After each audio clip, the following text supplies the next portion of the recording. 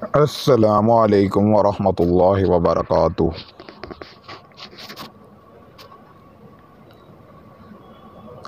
दुनिया में सबसे ज़्यादा बोले जाने वाला नाम कौन सा है?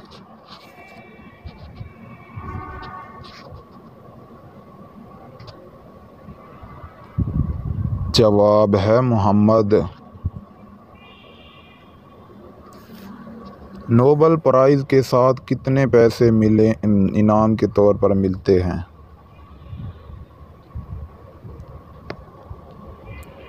जवाब है पाकिस्तानी 10 करोड़ से ज़्यादा। चाय की प्रोडक्शन सबसे ज़्यादा किस मुल्क में होती है?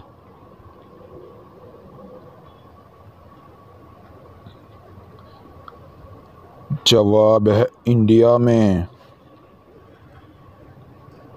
दुनिया में सबसे ज़्यादा पहाड़ किस मुल्क में हैं?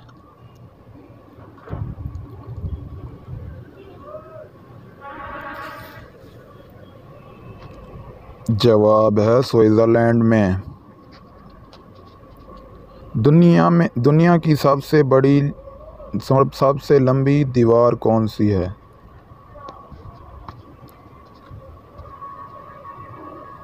जवाब है दीवार चीन।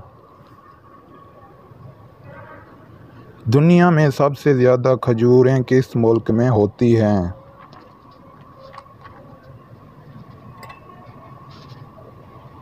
जवाब है मिस्र में। दुनिया के सबसे बड़े हीरे का नाम बताएं।